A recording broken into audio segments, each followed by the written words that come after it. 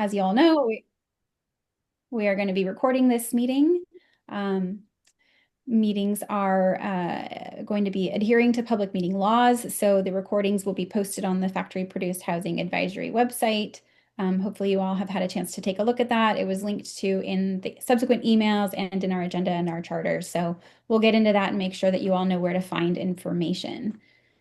Right now, we will move into, I'll put on our screen here our agenda for today, but I'm going to only show this briefly while we take it down for introductions and comments from Representative Marsh, who's joined us here, who was one of the bill sponsors.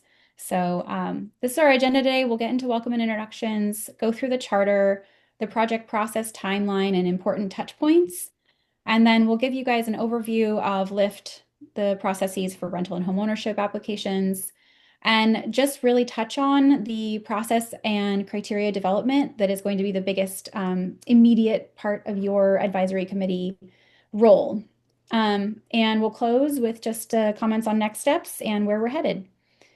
So I will go through some introductions. Let me actually screen share. Well, from the consulting team, yeah, sorry, I am still screen sharing. From the consulting team, we have Bill and Rachel here from Network for Oregon Affordable Housing. I will let them introduce themselves, please. Morning, everybody. Thank you for participating on this project. We're glad you're here. I'm Bill Van Vliet, Executive Director with NOAA, the Network for Oregon Affordable Housing. And I'm Rachel Mori-Bidu. Again, thanks for being here. And I'm the Director of Policy and Asset Management. Thank you. And my name is Madeline. I'm with ECHO Northwest. I am a senior project manager here and I've been at ECHO for about 8 years working on housing supply issues. I will be joined later in this project, begin with meeting number 2, by a colleague named Emily Evans. She is a project director here and is bringing about 2 decades of experience working in the philanthropic, government, and nonprofit spaces. So she will be our advisory committee facilitator going forward, but she wasn't able to make meeting number 1. We will also be joined by Deb Myhoff, who many of you probably know. She's from Communitas Planning. She's a planner and a consultant to the industry and has been, she's stepping into this project as a strategic advisor and a thought partner for us to make sure we land this plane, this vessel, whatever we're going to call it, with great process and strategic alignment. And then from OHCS, Talia, would you please introduce your team?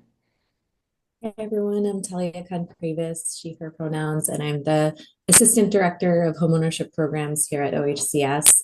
And I'm joined by various counterparts from the Affordable Rental Division on the call, Britt and Caroline and Kate, and I have we have our government affairs here. Nathan, you want to introduce yourself? Yeah, good morning, everyone. Nathan Clark, he, him. I support our home ownership division on the government relations team at OHCS.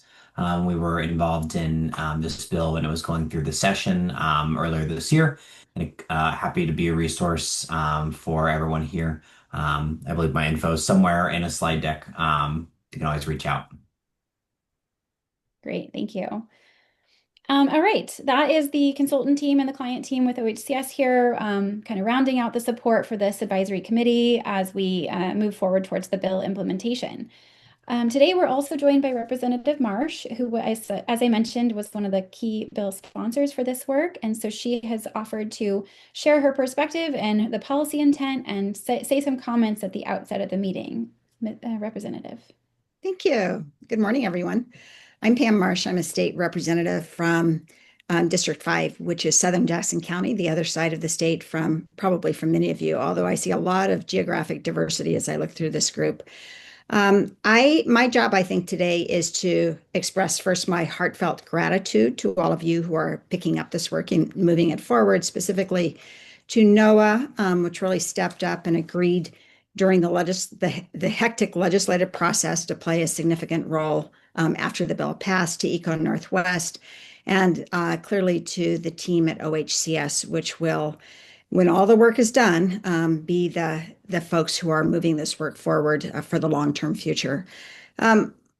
Our intention here is really to look outside the conventional ways that we have constructed housing and try to assess what makes sense as we look at other factory-based options. We know that most of our housing will probably remain brick and mortar conventional construction. And yet, we've realized in these last few years in particular, and with the lens of wildfire response and recovery, that we need to be looking at other alternatives. We need to be looking at modulars, at manufactured homes, at wall panels, at other factory-based approaches that I don't even know about yet. So we've done a few things. This bill is really in a series of pieces of legislation that we've passed. We passed some legislation to allow development of a nonprofit manufactured home facility by St. Vincent de Paul in Lane County. And then we were able to allocate $20 million to go to 4 different modular factory developers across the state with the intention of really boosting their capacity to provide housing and ensuring that we had access to modular housing should we have another event like we did in 2020 and a need for emergency or long-term housing. So then we said, okay, we've put all the development work in process, but what can we do to start to use the state's dollars and our capacity and energy to make this a standard option for developers across the state?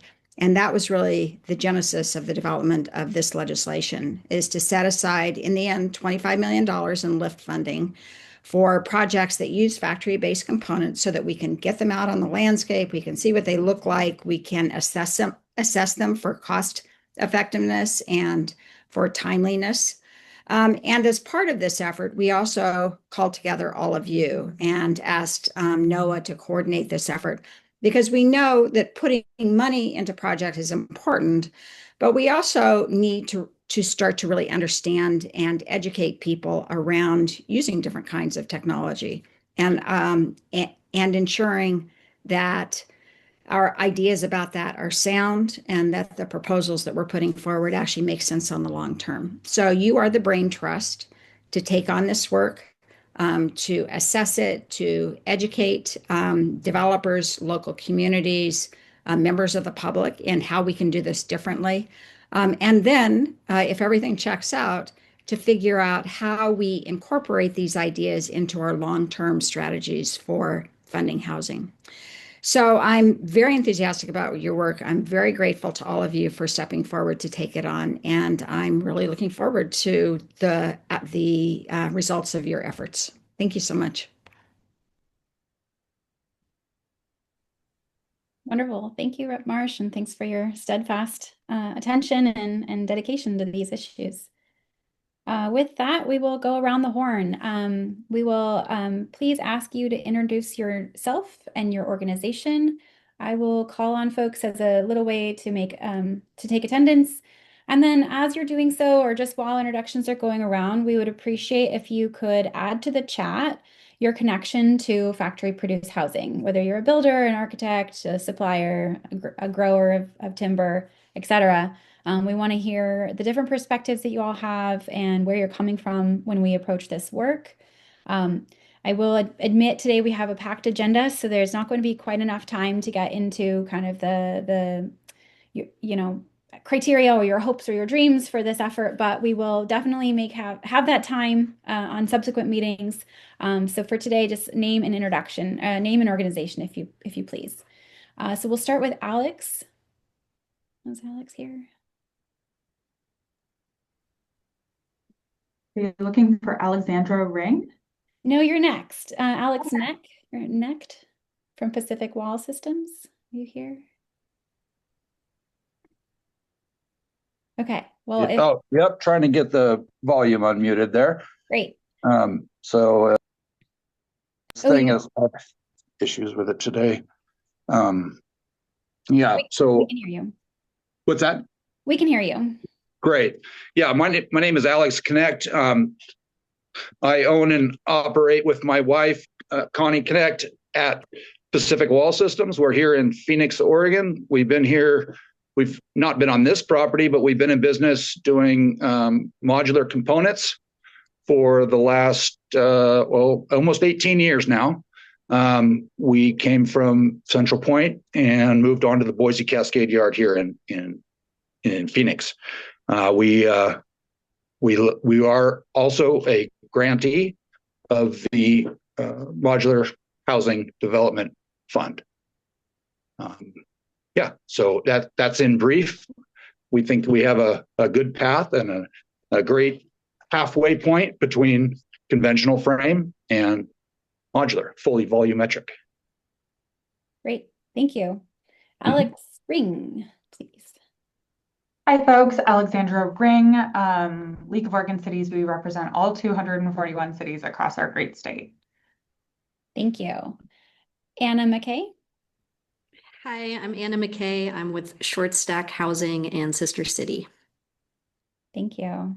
Darren, how do you say your last name for me?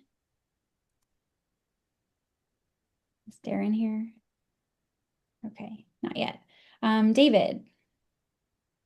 Good morning, everybody. David Qualls. I'm with Par Lumber, Vice President of Operations. We've been participating in some factory-produced framing, pre-cut lumber for the last 7 or 8 years. Previously, we did wall panels before that, so very familiar with the industry.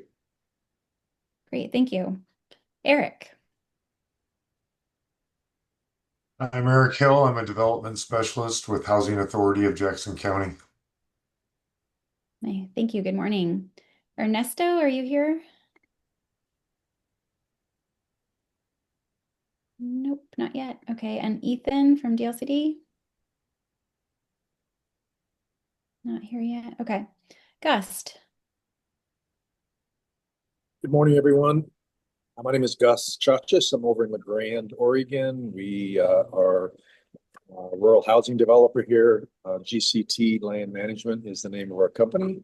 And we're looking forward to learning about what y'all are doing over there on the busy side of the state in the modular housing industry. So we've entered into wall panel systems through our company to supply our own needs for the housing projects we have going on, and now looking forward to conspiring with the rest of the state on how we can contribute to more housing. So thank you very much. Thank you. Good morning. Jacob.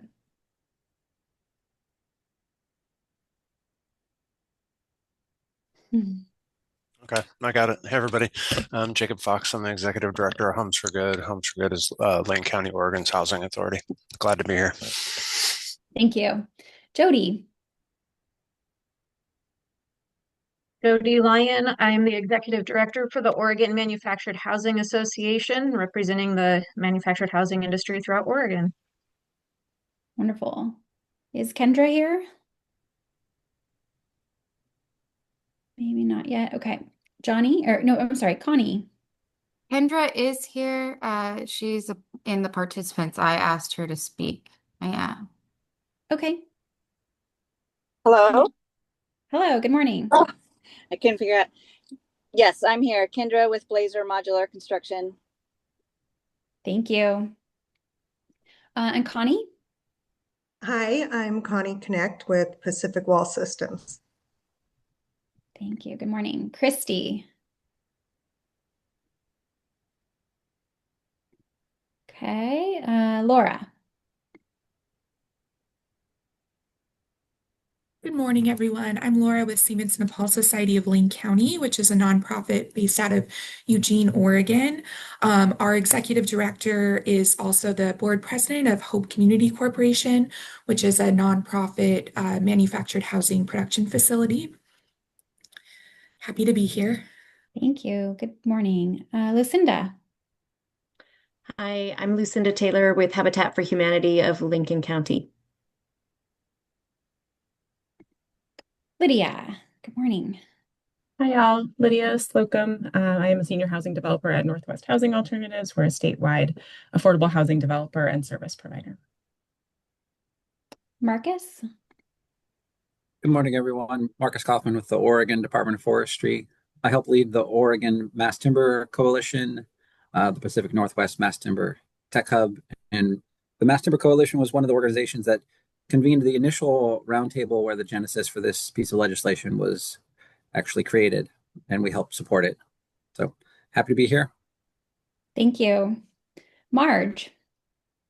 Marge Caffarelli, president of Lit Homes, a modular prefabricated housing developer. We do disaster relief, emergency, interim housing, and affordable housing. Thank you. Good morning. Mark? Good morning, Mark Trinidad, Grants Pass, planning manager. Marta. Good morning. My name is Marta Turnsay, and I'm with Business Oregon, the state's economic development agency. I put a couple of connections to this work in chat. I even numbered them for you. It's great to be in this company. I'm based out of Medford, and you heard it here first. In Q1 of 2026, I'm also serving Klamath and Lake. So think of me as your extension into that network as well. Thanks. Thank you. Mike? Hello, everyone. Mike Steffen. I'm an architect and builder working with Walsh Construction Company, building multifamily housing and most of it affordable. Great. Good morning. Nate. Hi. Can you hear me now? Yes. Okay. Sorry. Hi, I'm Nate Ember. I'm an architect at InkBuilt. We're a women-owned firm based in Portland, but doing affordable housing and modular work on projects across the state. Great. Good morning. Thanks for being here. Nathan. Nathan Young, CEO of Mods PDX. We do volumetric modular construction. Thank you. Richard? Everybody, good morning. I'm Richard Donovan. I work for the Building Codes Division of DCBS. Building Codes maintains Oregon statewide building code. Thank you. Rita?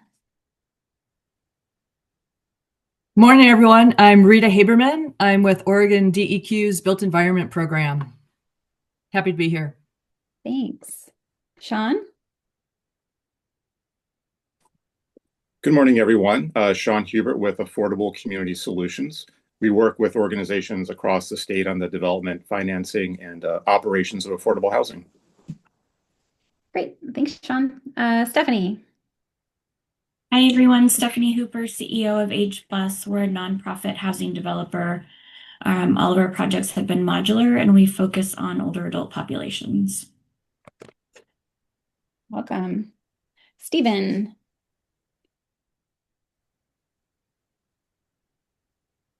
I don't know if you're talking about Stefan, but Oh, okay. Thank you. sorry about that. This is Tobias on his behalf. Zao Timber Solutions from Portland. Thank you. And Stuart?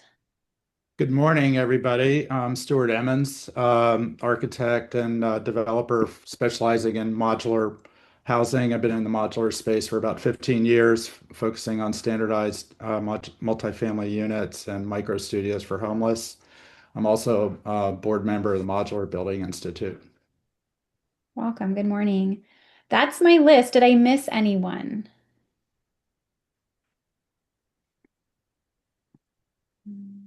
Okay, it doesn't sound like it. But please let us know in the chat or raise your hand if you didn't get the opportunity to introduce yourself. And thank you, everyone, for that. That is a necessity. We will have lots more time for discussion in future meetings, but we really appreciate everyone's attendance here today. I'm going to put the slides back on the screen here. Okay, so this is an important conversation we're about to have here. We mentioned at the beginning, this meeting is being recorded, and as we commented in the charter, these meetings for this advisory committee will be adhering to public meeting law. So we will post information about, there's information about that on the website, and there's information about that in the charter. But all it means is that the meetings must be available to the public anytime there is a quorum reached. So that's more than half of advisory committee members. The agenda will be publicly posted on OHCS's website 48 hours in advance. As I said, meetings will be recorded, and the recordings will serve as meeting minutes. So anyone who cannot come can watch a recording after the fact to get caught up. And then if you need any accessibility accommodations, you can let anyone know. We do have, I believe we do have members of the general public here today. We are not required to offer public comment periods during the meetings, but we have plenty of other ways to solicit information from people who are interested in the general public. Any questions on that? Anything I missed, Talia? No? Okay. I'll pause for questions before we keep going. All right. Okay, so we did send on, I believe, Thursday or Friday, a draft advisory charter. I've already received a little bit of feedback with a correction in there on one of the organizations represented. So I will be sending some revisions. If anyone else finds any errors or mistakes, please let us know. We'll try to send that out again in a week or so. But the gist of why the charter outlines why you all are here and what we're hoping to get out of you, what the information we need from you, the partnership and the information we're driving towards with your guidance and expertise. So House Bill 3145, as Representative Marsh mentioned, sets aside $25 million in the LIFT funds for funding for up for 5 projects that are factory produced housing. We have a definition of that. You all received a link to the bill. If you haven't read it, it's actually only 3 pages, so can definitely look straight to the source about what you're doing here and why we're convening. But in the abridged version, the bill tasks NOAA with convening this advisory committee. NOAA has then subsequently hired Echo Northwest to help facilitate and be thought partners here. But our team together is guiding you all to guide OHCS on the development of both the solicitation process, kind of the how things are how projects will be entered into the queue and evaluated, and then of course the eligibility and evaluation criteria for how this $25 million should be allocated to projects when people apply. So that's kind of the first step. We're, as you would have seen in the charter and what we'll talk about in a second, is we'll be talking about kind of a phase 1 and a phase 2. And those first 2 bullets are really the phase 1, which we're driving hard towards in January. And then we'll continue convening this advisory committee, and you all will help develop and guide the resources that NOAA provides and OHCS provides for funded projects and the industry writ large. So how to make sure that projects are successful, how to make sure that this industry grows and receives the support it needs. So you all are an advisory body to NOAA and to OHCS, which is why the Oregon Government Ethics Commission has ruled you as a public body and needing to adhere to public meeting laws.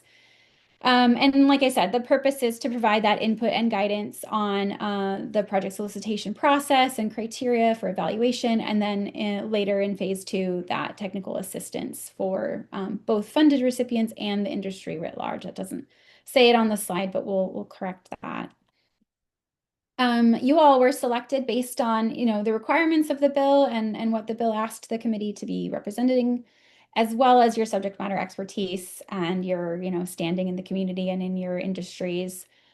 We understand that, this is a big committee, but not all voices that would be at the table could be at the table. And so we will definitely be finding ways to incorporate additional input from folks outside the committee and in various other ways, making sure that the guidance that's developed is well-rounded.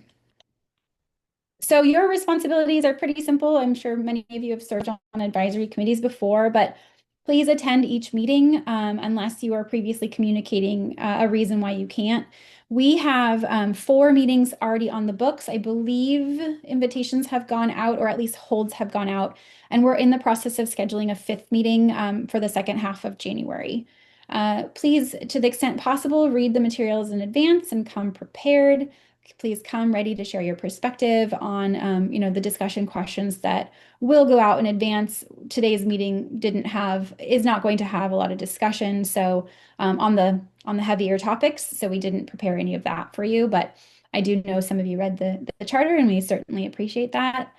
And then, please participate actively. We're here. We need you here. You're here for a great reason. You have expertise and lived experience going through all the trials and errors of getting this type of housing built. So we really want to hear from that and have that expertise reflected in the outputs of the committee. A couple of comments on respectful communication. So, please, it's great. So many of you have your cameras on. That's amazing. So please stay present. Try to avoid multitasking. To the extent possible, avoid jargon or acronyms. Make sure that you're thinking about how much you're contributing and not over contributing, but not under contributing, making time and space for everyone. Sometimes these meetings will have questions that don't get resolved or don't get tied up in a neat bow. So, accepting non-closure is an important thing to consider, as well as being respectful about differences of opinion or differences of perspectives with your fellow committee members. Another one, 2025 is a hard year for a lot of folks, so please just be mindful of the current economic and kind of political environment, and wherever you fall in that range, just know that other people are showing up with that context, and it may influence how you or how your committee members interact. But to that regard, please remember that everyone here is working towards the same goal of supporting this industry and building this funding process. And then importantly, we're all here because we're building housing, and housing is for people. So please remember to center humanity in the work that we're doing. All right, so as an output from this advisory committee, there will be recommendations made. The advisory committee, as I've mentioned before, in the bill is really advising NOAA, and NOAA is advising OHCS. Should anything come from OHCS's recommendations that then go to the legislature, that would be the final step in this process. So you all are here to discuss the solicitation process and identify your perspectives and your ideas for how the projects are evaluated, what that evaluation criteria is in phase 1, and then in phase 2, again, talking about technical assistance, resources, and guidance. NOAA receives all that information. They'll talk with ECHO, they'll talk with OHCS, and they will provide recommendations to OHCS, who then, as Rep. Marsh mentioned, is the ultimate decider, ultimate implementer of this work.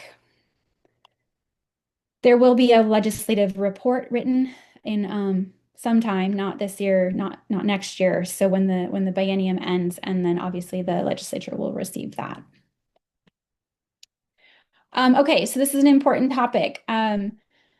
Because you all have been deemed to be an advisory body to OHCS, the team at OHCS really took this very seriously and got influence and questions into Department of Justice and the Oregon Government Ethics Commission.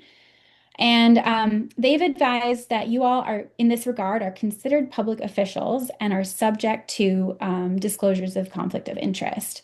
However, due to the layered nature, I'm going to go back a slide, this multi-step process for recommendations. Due to this layered nature, OGEC has advised that really any conflict that any of you have is only considered to be a potential conflict of interest and not an actual conflict of interest. As you see on the slide here, potential conflicts can arise when there is a financial impact that is possible, but definitely not certain to happen.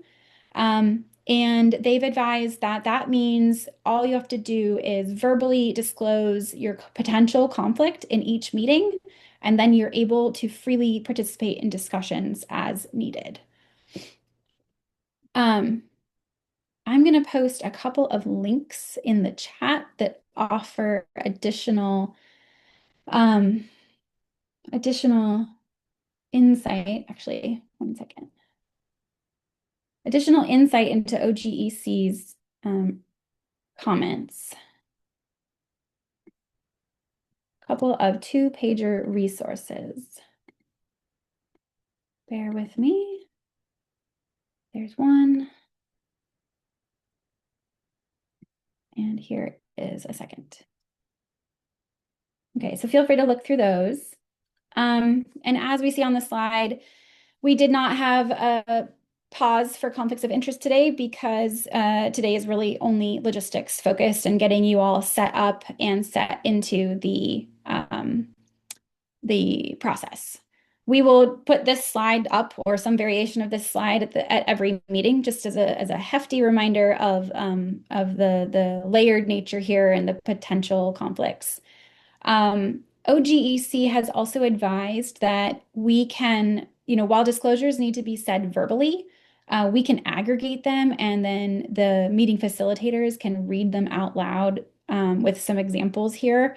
And that way you don't need to pause and speak every meeting and repeat the same thing every time. We will be able to do that on your behalf or group builders or developers together in one group and say those out loud.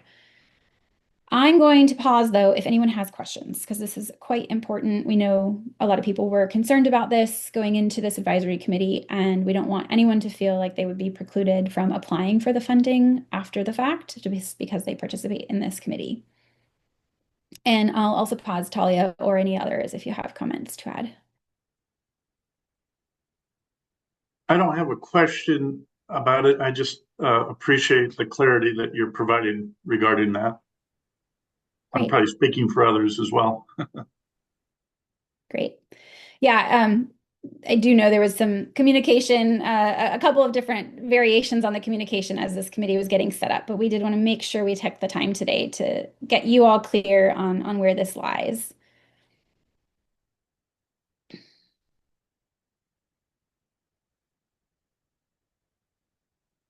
Okay. All right. Any questions before I move on? Seems like we're good. We're moving ahead of schedule here. Okay. So into the details of our project and what we have in front of us. I mentioned phase 1 and phase 2, and these are also outlined in your charter. So phase 1 is really this big quick push here through January, first part of Q1, where we'll be developing the solicitation process and the funding criteria. We want to get that done as quickly as possible to hit some to align with some other funding application timelines. And those hit the ground running in the first part of the year. So we'll get into that in just a second. And then phase 2, as I've mentioned, really spans the rest of the biennium. So we will be soliciting your information, your ideas, your resources, developing guidance, and then also providing technical assistance. That's a key part that NOAA is going to be doing here. So providing that technical assistance to funded recipients and resources to the wider factory-produced housing and modular housing community. And then there's going to be a legislative report due to the legislature after the end of the biennium in 2027. So we'll be meeting with you all for a while and building this vessel. I don't know what it is yet, a boat or a plane, but we'll be building that together with you all. So yeah, I mentioned we've got phase 1 is fast and furious. Oh, Stuart, go ahead. Hi, maybe I'm jumping ahead here. Is there a timeline for when the RFP might be coming out? We will get into that. Yeah, we'll be able to answer that in just a few minutes. Thank you. As we work towards this phase 1 fast and furious goal, we are scheduled for 4 meetings. And like I said before, we're anticipating scheduling that 5th meeting with you all later in January. Hopefully you have received calendar holds, and if not, let us know. So here we are today, kicking off and just orienting to the project. maybe meeting number 2, 3, and 4 are just the bulk of it. We're just going to get right into it, where we're going to get into the evaluation process and kind of setting up a framework for the criteria development. There's some ideas, we'll get into it just briefly here in the next section, but there's some ideas in here about from the bill, like what the bill requires OHCS and NOAA to consider. But then there's a lot of questions beyond that we want to have time and space for good discussion there. So we want to be, I think the term sandbox is a good use here, like kind of just for you all to know what the sandbox is, what the questions are, what's the scope of your ask. And we tried to outline some of that in the charter as well, but we will be prompting discussion questions for meetings 2, 3, and 4 as we work towards that January opportunity. Okay, any questions on project process, timeline, or key touch points?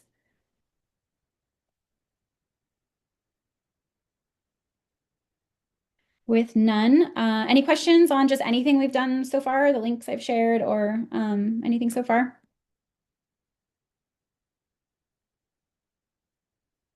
No. Okay. Marta? Yeah. Yes. A logistical question. While with a group this large, edits by committee may not always be the most effective thing, when it does come to the nitty-gritty wording of the criteria that I think several of us, given our walks of life, might have insights on, do you anticipate it to be a Google Doc, SharePoint, which is what the state sometimes uses? How will we approach the collaborative aspect to make sure everybody's comments are visible? And I had a great experience with a much smaller group when we did the modular housing component grant, but this is a much larger group. How's that collaborative co-creation and feedback going to be documented and shared and visible? Thank you. Yeah, great question. Thank you.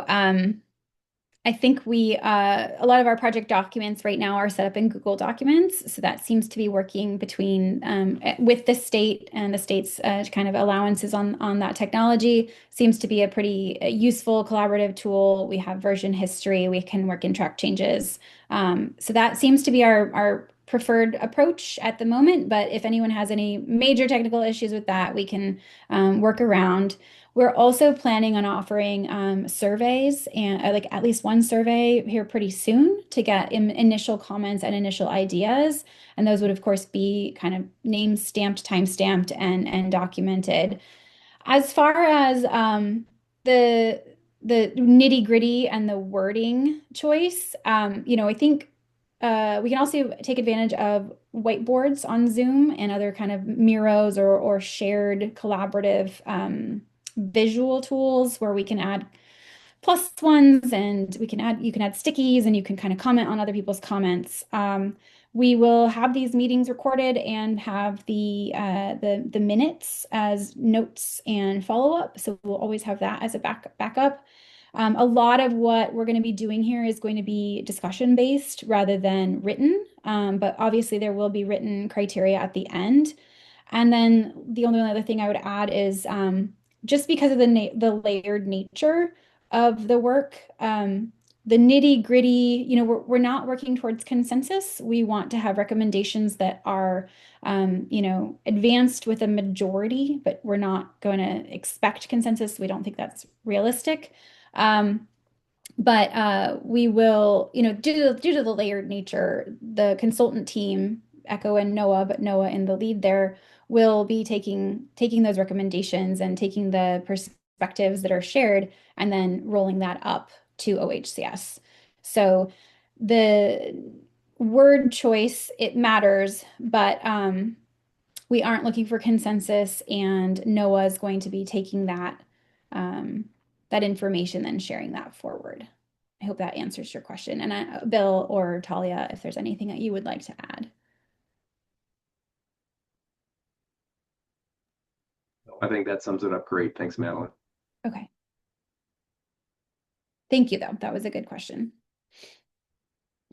And okay, well, with that, please, feel free to answer or post questions in the chat if you have any more. We are running way ahead of schedule, so we can either let you go early, or we can make and create space for questions here. But right now I'm going to pass it to the OHCS team to provide an overview of the LIFT rental and homeownership process. Great. Thank you, Madeline. And so since these funds are so interlinked with our LIFT program, I wanted to start off by telling you a little bit more about LIFT I'll talk about LIFT homeownership, and then my colleague Kate will talk about LIFT rental and the process for applying for these funds. And we acknowledge that for some of you, this might be an old hat. You've utilized LIFT funds before. And for those of you that are learning about LIFT and our application processes for the first time, we'll be putting some resources in the chat so you can take a deeper dive. And we have contacts at OHCS available to answer questions. So next slide. The goals of LIFT are to expand the state's supply of affordable housing for low-income households.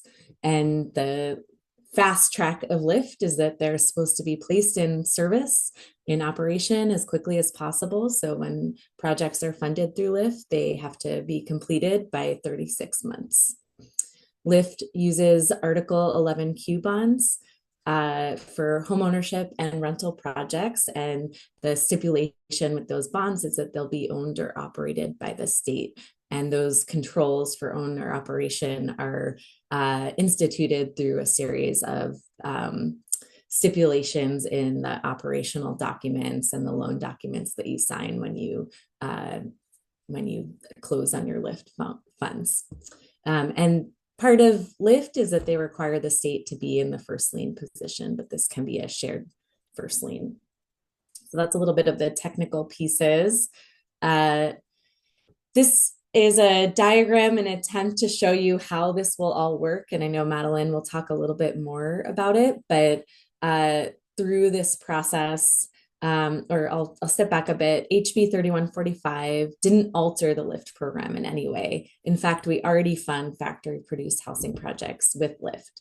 But what HB 31 did was create a special set-aside of LIFT funds. So the rental division and the homeownership division right now are each holding $25 million in funds until we know what the makeup of the projects will look like. And once we've selected projects, any money that went unused in rental or any money that's gone unused in the homeownership side will revert back into the larger pool of LIFT funds. But right now we each have 25 million held for these projects, and we'll fund a total of 25 million in factory produced housing projects with these LIFT funds. And so any project interested in the factory produced housing set aside must compete against the other projects. And we don't know what that competition will look like yet, but they'll compete by filling out the factory produced housing selection form. And OHCS, the kind of inputs to that form are the criteria that OHCS will impose just to make sure that we can do a check to ensure that the project will be able to hopefully pass minimum thresholds in the rental application or the homeownership application, whatever it is going towards. And then the other input is the recommendations that this group will help shape and is submitted to us through NOAA.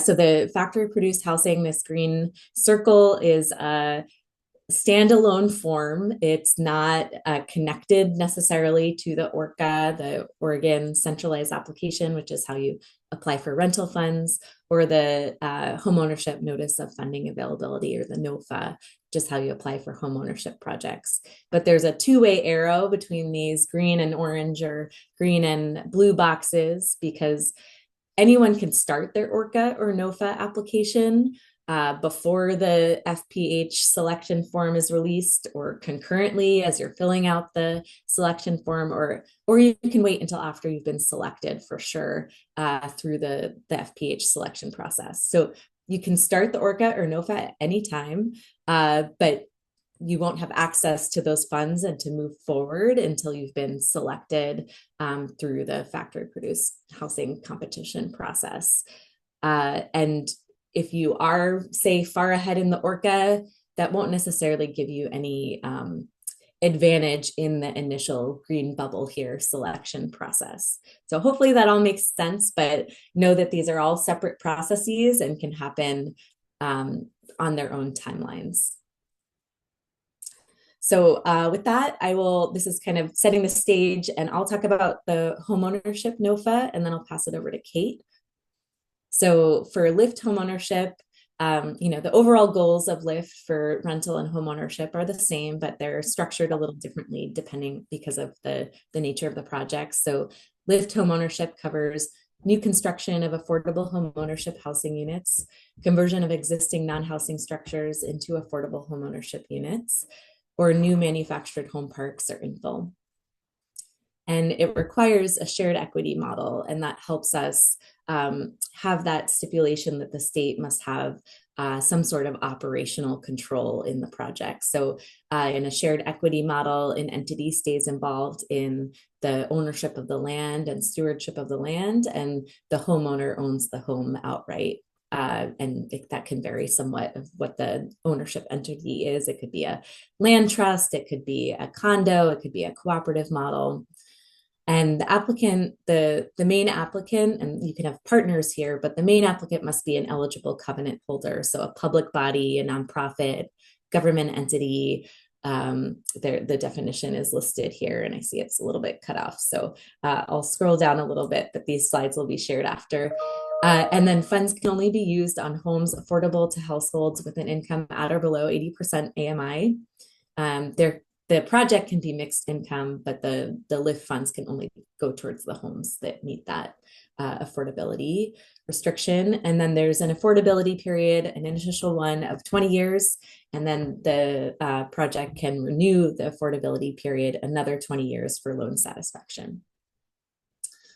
Oop. Okay, and so LIFT is meant to be a subsidy, a gap subsidy that covers the aims to cover the difference between the project costs and the sales price that makes it affordable. So here's our general subsidy based on bedroom size.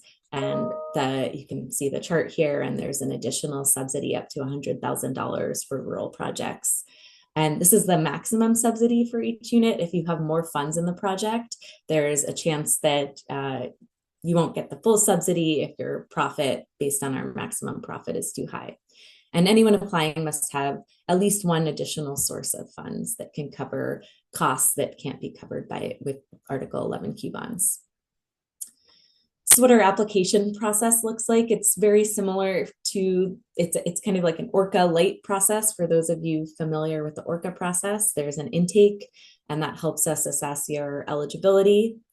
Then you'll get invited to form a work center, which allows you to submit your documents to us. And then there's a concept proposal. So that's kind of the initial, tell us about your project. Let's make sure it's a feasible idea and you've thought through the basics of the project. And once you've submitted the concept proposal, that secures your spot in line. And then you move on. If there are funds available, you move on to due diligence, and that's kind of the bulk of the application, where you show us you have a balanced pro forma and all your funds committed. You submit an appraisal and all the details of your project that really show that it's ready to go. And once you complete the due diligence period, you get a reservation of funds and closing. Here's just our timeline for 2026 projects. So we're all the factory produced housing set aside projects for homeownership will have to adhere to this timeline. So the NOFA will launch in January 26, coming up in a couple months.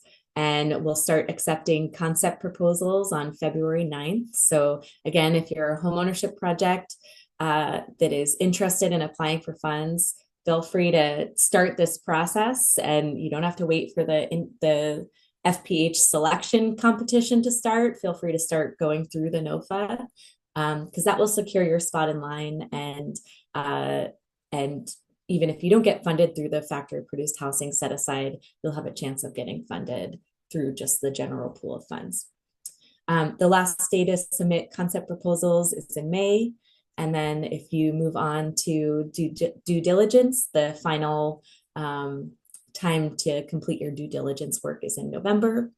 And then all projects, rental and home ownership, must be ready to close on their LIFT loan by February 26, 2027. So keep that in mind. You have a little over a year window if you're interested in applying for funds to get everything together and ready to sign your LIFT documents and then move forward on your project. So that is it for homeownership. And oh, that's not it actually. One more slide. When you're going through the NOFA, your proposal is scored based on minimum thresholds. So it's not a competitive NOFA, it's a first come, first serve, and you must meet minimum threshold criteria in all 6 of these categories. And again, it's a phased application, so you'll be giving us this information at different times. So I'll put in the chat as Kate's talking, a link where you can see the past LIFT homeownership NOFAs and scoring rubrics, and that will give you a really good idea of what it will look like this coming year. So now I'll pass it over to Kate Allen to talk about LIFT rental. Good morning, committee. It's really good to be here with you. My name is Kate Allen, and I am the manager of the technical advisor team in the affordable rental housing section at OHCS. Really appreciate the time this morning to provide some information about using the factory-produced housing resources for rental housing. I'll cover 3 topics this morning. How LIFT works for rental housing, which, as Talia said, is a little bit different from LIFT for homeownership. How a project selected to apply for the FPH resources will proceed through the rental housing application and funding process, known as the ORCA.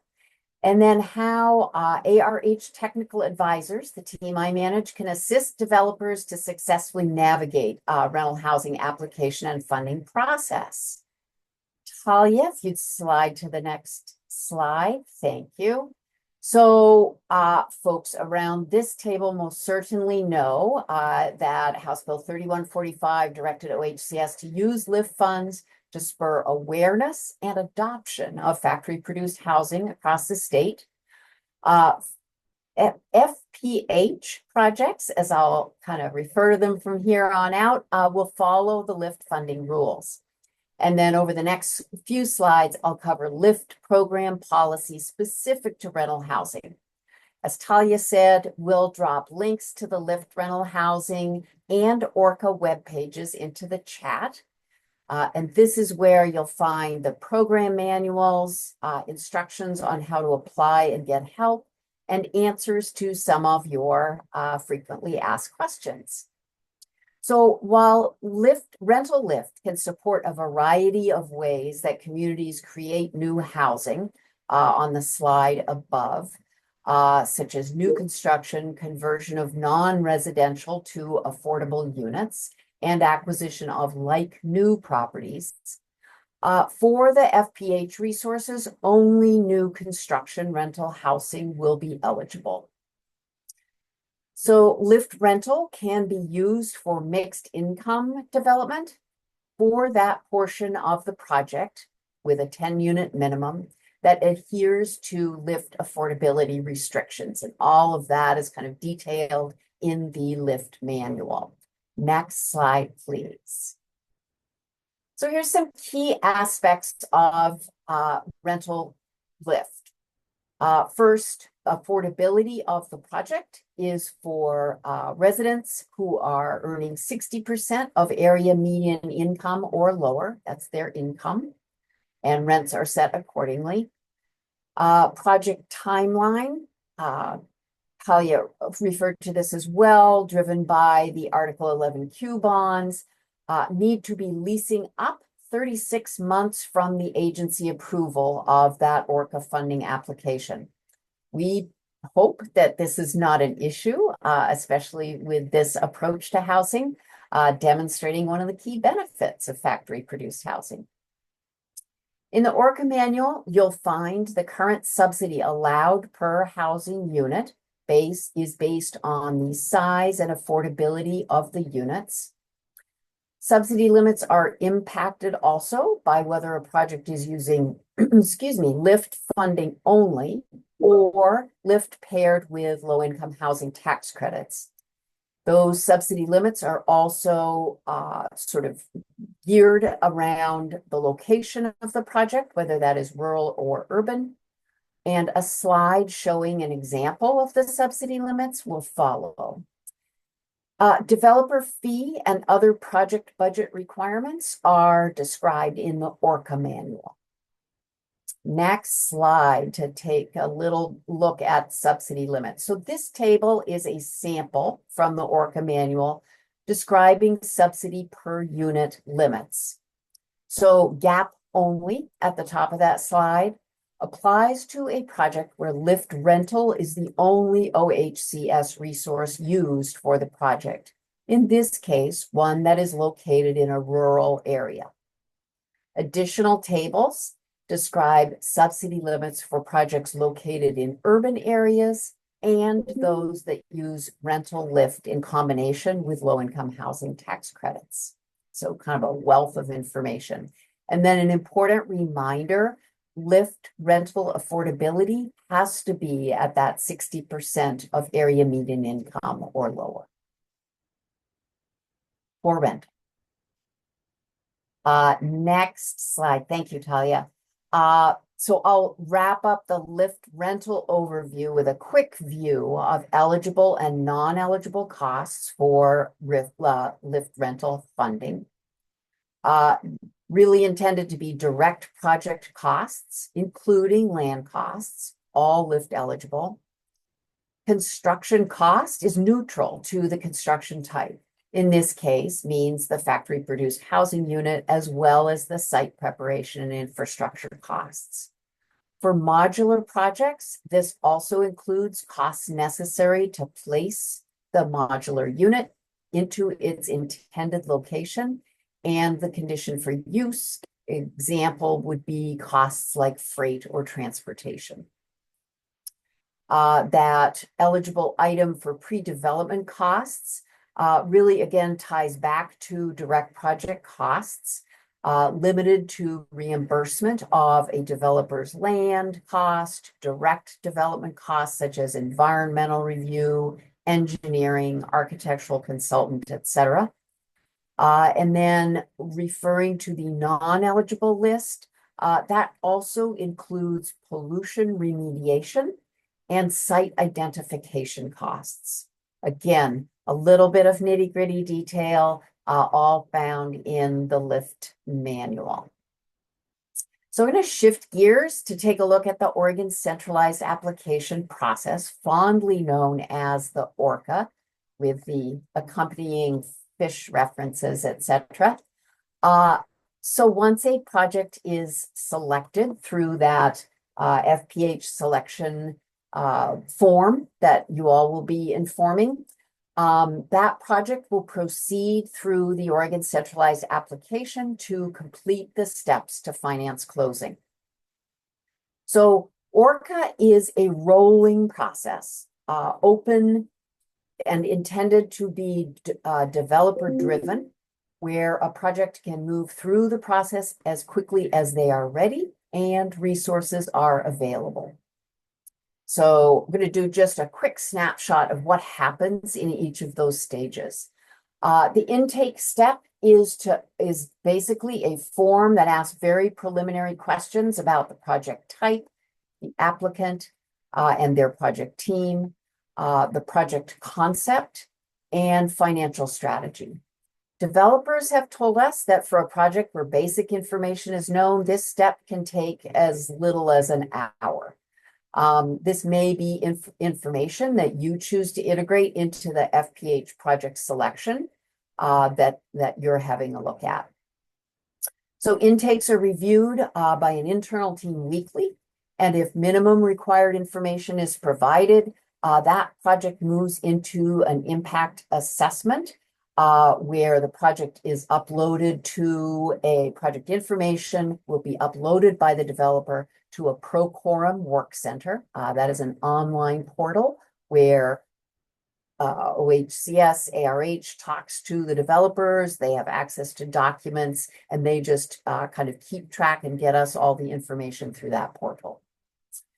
In the impact assessment stage, we gather details on the project design, intended community and tenant impact of the project, high-level financial information, and diversity, equity, and inclusion goals and agreement. The developer must complete this step in less than 12 months. Many developers are completing this step in 90 days or less, again, for a project that they are ready to go on. So once complete, those project materials are reviewed by staff, and if the impact assessment standards are met, would be recommended for approval by either Finance Committee or the Housing Stability Council. When resources are constrained, as they are now, these projects are placed on a wait list in the order their applications were complete. And we can talk a little bit more about wait list in just a minute. If a project goes through and is reviewed and approved at Housing Stability Council, the next step is financial eligibility. And this is where applicants are required to submit their lender letters of interest, well-developed construction cost estimates, and a detailed preliminary pro forma.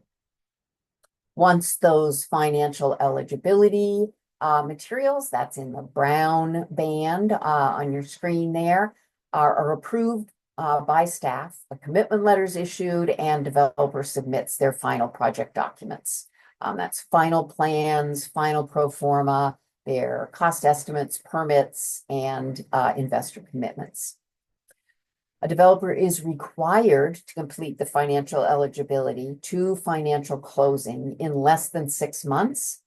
But we see many developers completing these steps in 60 to 90 days and getting closed on their financing. Again, assuming that that the resources are available for those projects at the time. So on to the next slide, because we are in this phase now, wanted to talk a little bit about ORCA projects in process and on the wait list. So due to high demand for lift rental resources and funding constraints, some potential factory-produced housing projects may be waiting for available funding on the ORCA wait list.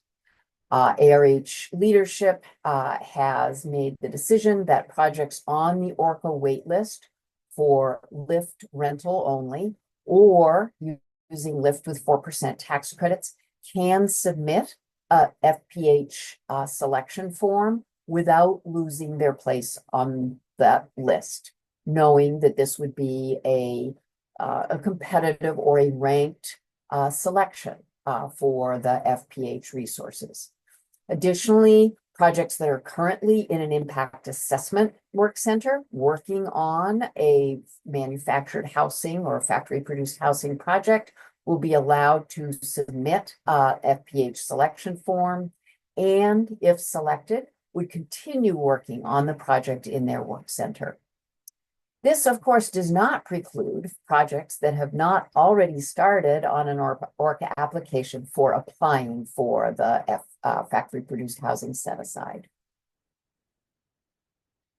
I'm going to be happy to take any questions. Maybe I'll get through these. I can pause for that now if you guide, Talia, or I can finish out slides. Let's finish out our slides and then we can pause for questions. Very good. I get to give a little shout out to the role of the team that I lead. So with the opening of the ORCA application process, now almost 2 years ago, OHCS ARH established a team of technical advisors. We have 6 technical advisors, and that is staff that are dedicated to guide developers through the ORCA process. We help developers understand resources, identify the best funding mix for a specific project, provide insights, guide developers on other resources that might be available to them, connect developers to those resources, and primarily cultivate relationships with developers. So when I sort of refer to the fact that, we know folks are already out there in the field thinking about this construction method, it's because we often meet with developers on a monthly basis or regularly and at their request as they're working their way through the ORCA process. So developers can connect with technical advisor through the email. I think that's going to be dropped into the chat. That can also be, I think that's on our final slide as well. And I think that's it, other than questions.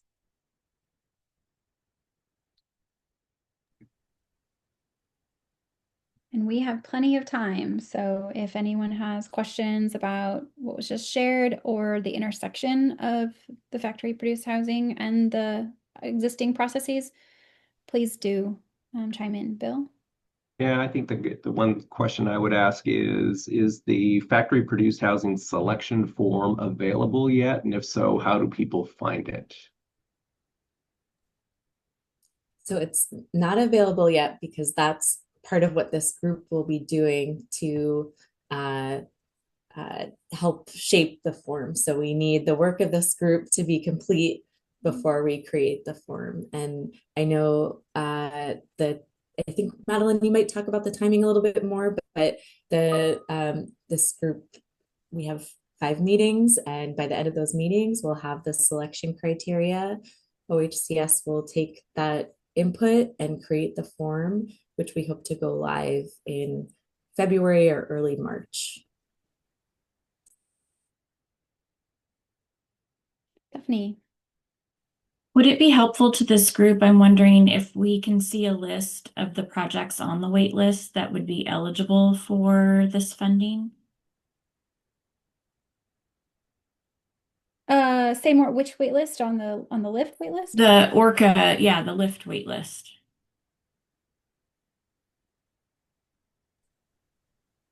That's a great question. I think that that's not something that OHCS can share. Maybe Kate, are you going to chime in? Yeah. Sure. So thanks for the question, Stephanie. The projects that show up on the wait list currently, I'm not sure the method of construction is included, as you know. So one of the links that we sent is the ORCA main page has a place that is called, let's see, ORCA's Affordable Housing Pipeline, and we publish the wait lists there. The identification of the project is by construction, only new construction or, preservation or rehab in that category. So I don't know that we have that detailed of information. I'm happy to, go back to our internal processes at the direction of committee and get a further answer on that question. Thank you. I'm just thinking about how to make these funds go as far as possible. I heard 2 different things. I heard 25 million, 5 projects. And I'm wondering if we're set on that number, if that's part of the legislation, or if we have the 25 million to make go as far as possible. We can answer that. It's up to 25 million and up to 5 projects. So we will be asking for insights, ideas, and recommendations on that allocation across the up to 5 or fewer, and across a number of other dimensions that we will get into in the next section here. So yeah, very relevant question. Lydia. Yeah, I kind of had a similar question in a similar vein, and it's really focused on the rental side. It's largely what I'm more familiar with, but also knowing the ORCA process. And Kate, you referred to the fact that projects may need to sit on a wait list. And I guess I want to clarify that the 25 million, although of course spread across homeownership and rental, it is set aside, so it hasn't already been allocated. So it's available for projects that are going to come through this process. I'm seeing head nods. And so a project would sit on a wait list if it is requesting either more LIFT funding than is available, or if it's requesting tax credits as well. I just want to clarify, like, what situations would a project not move forward if it is recommended through the factory produced housing pathway? Sure. And again, a little bit of that is going to be in the shaping of the selection criteria, right? So our reference to the wait list really is that projects there currently are waiting for resources that are not available. If a project, is already described as factory produced housing and they could use this resource, they would have the opportunity to compete in this selection process and not lose the place on that wait list in the event they were not selected to jump forward, use factory produced housing, finish out the project and move. So there were a couple of things in there that I think really will fall to the committee. Knowing that you're probably going to be looking for projects that can proceed perhaps with just this resource. Yeah, I think that was sort of maybe it's just mostly for committee, like as we think ahead, like is the goal to prioritize and move quickly with small projects that can utilize a small amount of funding, or maximize spread the dollars more thinly, but that means a lot longer to wait. So thanks, Kate. Yeah. Marta, go ahead. Yes, thank you.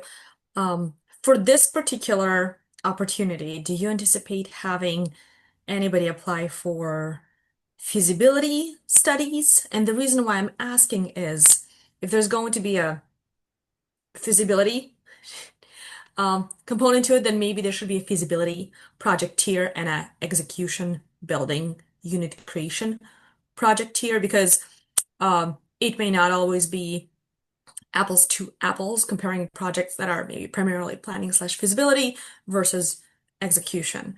And this is informed by the modular housing production round that I helped with. The rubric at least didn't quite anticipate it. So if we are thinking that somebody may come in with feasibility studies as a part of the overall thing, we should anticipate it. Thank you. Thank you. OHCS, do you have any answers or comments? I'm not quite sure I'm answering your question, Marta, but we've been doing some work behind the scenes to think about questions that we'll ask through the factory produced housing selection form that indicate that a project will be feasible and ready to go, but is not as comprehensive as the whole application process that projects do through ORCA and the NOFA. Those are really intensive processes, and we don't want to make projects that aren't sure about their funding do that upfront. So there are some minimum thresholds that will apply that might be a little bit duplicative, but really we're relying on our systems that we've already created to do that vetting of feasibility and really detailed due diligence. Mm-hmm. Thank you. So if I'm understanding correctly, the pool of applicants you're anticipating to be somewhat self-vetted by the time they get to the review portion or to the review process.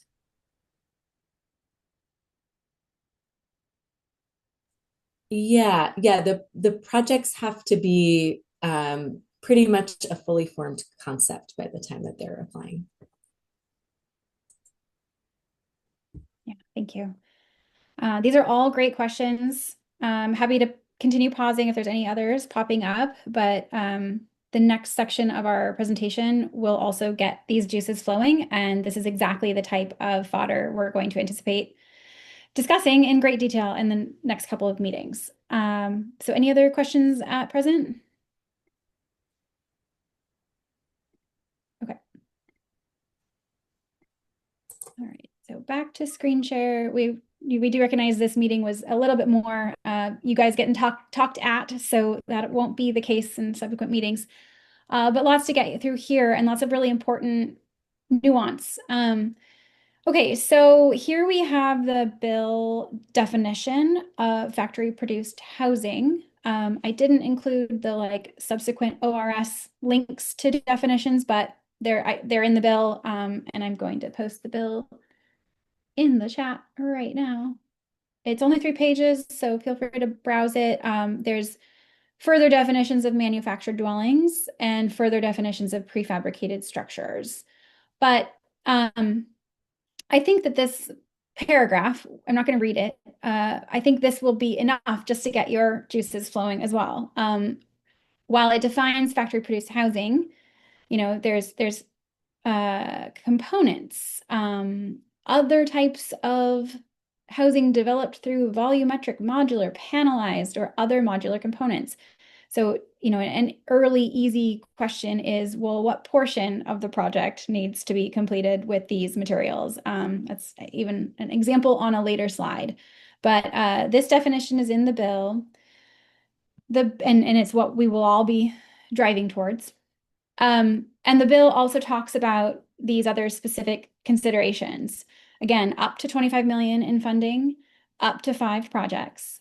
The bill specifically states that OHCS can give preference to projects that have Oregon-based developers, projects that are geographically diverse. It calls out the coast and it calls out Eastern Oregon, and or projects that are scattered site, that are geographically diverse. Projects that have non-traditional materials, a specific call out for including mass timber. Materials that are energy efficient and environmentally beneficial, as seen here. Projects that have materials that are produced in Oregon and or raw materials sourced in Oregon. So again, a lot of these, I'll just put, these are not, this slide is not, this is information that does not come from the bill, but again, gets your juices flowing about, well, what do we mean? What do we mean with components? What do we mean with raw materials? What portion, etc. So that very first bullet is an example of what we will want you all to weigh in on in subsequent meetings. People have already commented on the splits across projects or across the different divisions, rental and home ownership. Projects that leverage funds for other policy priorities. We have heard and want to make sure that it's clear that projects do not need to be everything to everyone. They don't necessarily need to include PSH units and deeply affordable units and maximizing density. We're not trying to layer this funding in exactly the same way as other OHCS funding. This is a specific set aside for a specific type of housing, factory produced housing, that is intended to get this industry moving. So that question about leveraging other funds definitely comes back to the advisory committee and what's included in the solicitation and evaluation criteria. And, we might need to consider things like tiebreakers or rankings and things of that nature, but that will come in later. And yeah, so there's these other bullets here about thresholds and preferences. And these are all the types of questions we're going to be anticipating you all helping answer. Stuart, I saw you come off mute. Did you have a comment or question? No, I'm good. Sorry, Okay. push the wrong button. No worries. That's sometimes a signal. Okay, and then almost the last slide here, but these early concepts, it's the set aside from LIFT. The applicants will fill out that selection form that you all are going to help shape. And as both Talia and Kate have mentioned, this selection process is independent but concurrent to these other processes. And so these early timelines are pretty important when it comes to lining up this funding with the other funding opportunities. So we are going to meet with you all through January. NOAA and ECHO will make these recommendations to OHCS by the end of January. And then there's some timelines in there for OHCS leadership review, OHCS formalizing the criteria and getting agency approval. An application window will open sometime in that Q1 timeframe. And I believe OHCS is aiming to have applications reviewed by April. So I'll pause here for OHCS to add any other comments because this is pretty important. And as I mentioned, fast and furious. Yeah, pause here. Talia, do you have anything to add? No, I think this is put clearly. Thank you, Madeline. And Okay. I guess I'll just pose a question to the group. We've just provided some basic information about LIFT and the ORCA and NOFA, but if there's anything else, any additional information about those processes that you want us to share at a subsequent meeting, let us know. Feel free to put that in the chat or come off mute. Yeah. I actually think that's my last slide. So happy to pause here for questions. I will also note that we are working on some visual diagrams that will help kind of align these processes and show where the touch points and flow chart or process diagram, some sort of visualization to help demonstrate how this funding layers and or is independent from the other funding. And so kind of some of those comments about the wait list are definitely really important, and kind of to know the on and off ramps for this pot of money. Marge, you came off mute. Will these slides be made available? Yeah. Thank you. This deck and as well as the OHCS slides that were presented, we'll share those after the meeting, as well as all the links that were posted in the chat.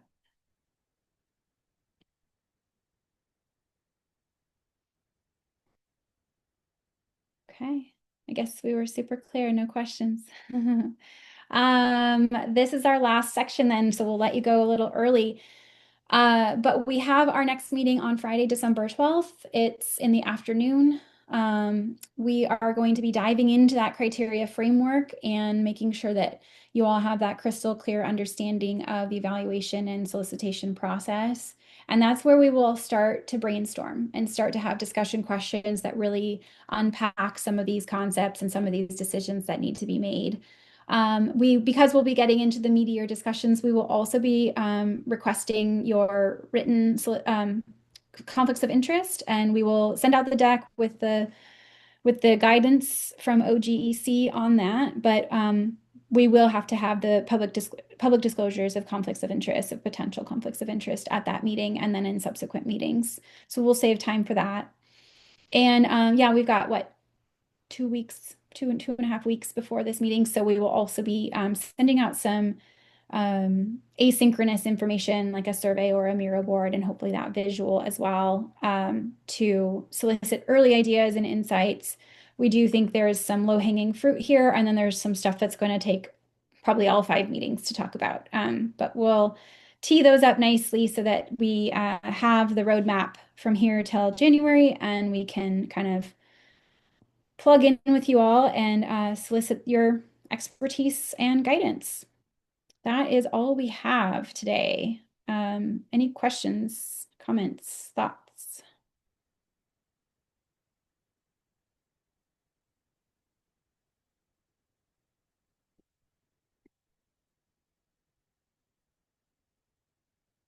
All right, then. No need to belabor it.